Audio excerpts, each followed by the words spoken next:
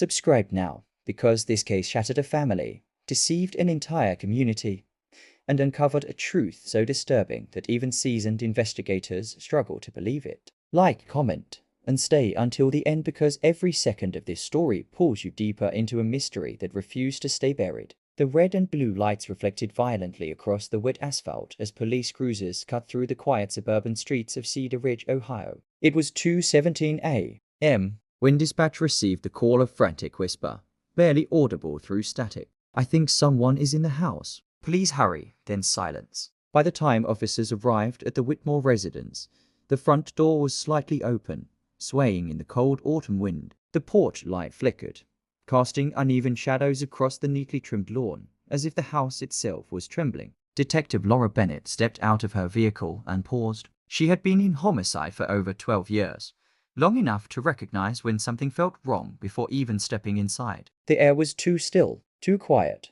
No barking dogs, no signs of forced entry, just an eerie stillness pressing down on the scene like a warning. Inside, the smell of copper hit instantly. The living room was immaculate, family photos aligned on the wall, a child's art project resting neatly on the coffee table, and a half-finished mug of tea still warm beside the couch. Then they saw him. Daniel Whitmore lay on the floor near the hallway entrance, his body positioned unnaturally, one hand stretched forward as if he had tried to reach something or someone. There were no signs of struggle in the room, no broken furniture, no overturned objects, just a man frozen in the final seconds of fear. And his wife, Emily Whitmore, was nowhere to be found. Upstairs, the silence grew heavier. Officers cleared each room methodically until they reached the master bedroom. The bed was unmade, a drawer left open, and Emily's phone sat on the nightstand, screen cracked, displaying an unfinished text message. "He knows the message ended there." Detective Bennett stared at it, her jaw tightening. This was not a random crime.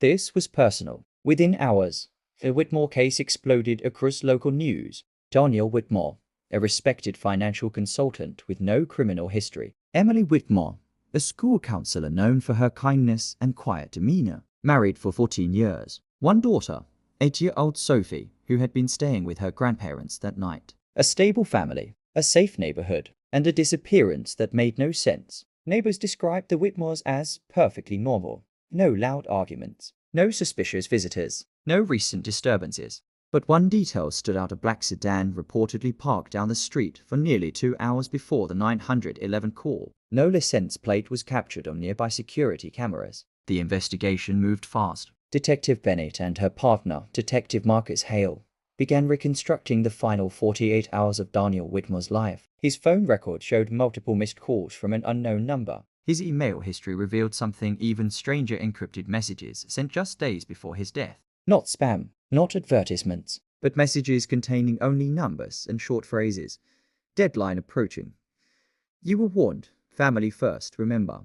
Hale leaned back in his chair, eyes narrowing. "This doesn't look like a robbery or random attack. This looks like pressure or intimidation," Bennett replied quietly. Meanwhile, search teams combed the surrounding woods, drainage ditches, and nearby highways for any sign of Emily. Helicopters scanned thermal images. K9 units tracked scent trails leading to the edge of the neighborhood, and then stopping abruptly near the main road, like she vanished into thin air. But the case took its first emotional turn when 8-year-old Sophie Whitmore was interviewed in the presence of child services. She clutched a stuffed rabbit tightly, her voice trembling. "Mommy and Daddy were fighting last week," she said softly. Detective Bennett knelt gently. "Do you remember what they were arguing about?" Sophie hesitated. "Mom said Daddy was hiding something, and Daddy told her to stop asking questions." The room went silent. Back at the crime scene, forensic teams discovered something overlooked during the initial sweep: a faint smudge near the hallway wall. Not blood,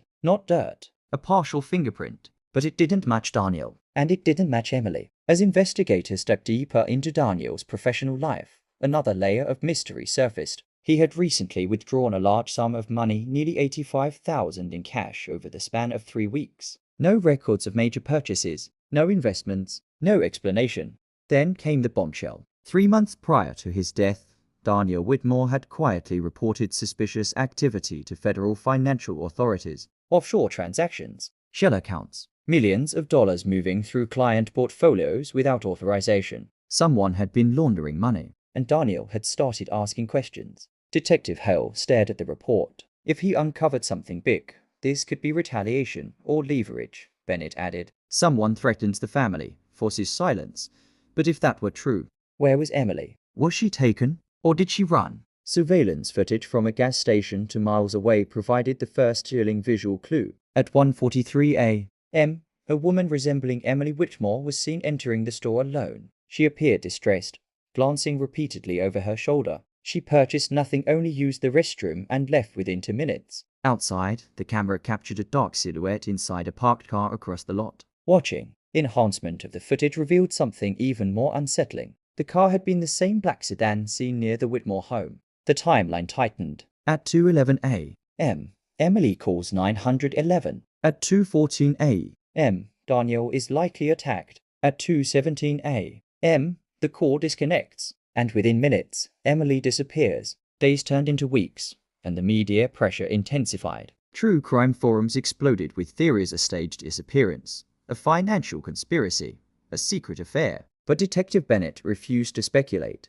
She focused on facts. Then the autopsy results arrived. Daniel Whitmore had not died immediately from the attack. He had been alive for several minutes after sustaining the fatal injury, which meant one terrifying possibility. He saw his attacker, and maybe he knew them. The biggest twist came during a routine forensic re-examination of the Whitmore home security system. Initially believed to be offline due to a technical error, a hidden backup drive was discovered inside the garage wall panel. Corrupted files, partially recoverable footage. The video showed the hallway at 2:12 a.m., Daniel walking into frame, then freezing, not in fear of a stranger, but in shock, because the person stepping into the camera's view was someone he clearly recognized. He didn't run. He didn't fight immediately. He spoke first. The audio was damaged, but one phrase was barely audible through digital restoration. "You weren't supposed to come back." Detective Bennett's pulse spiked. "Come back?" Hale repeated. That means Daniel knew this person, frame by frame. Technicians enhanced the shadowed figure. Height, approximately 5'7". Build, slender. Face partially obscured. But one detail froze the entire investigation team. A distinctive bracelet on the suspect's wrist. Silver, thin, with a small heart-shaped charm. The exact bracelet Emily Whitmore was known to wear every day, confirmed by dozens of family photos and social media posts. The room fell silent. Either Emily Whitmore had returned home that night, or someone wanted investigators to believe she had. And just as detectives prepared to issue a public alert, a patrol officer burst into the briefing room, breathless. "They found something," he said. "Where?"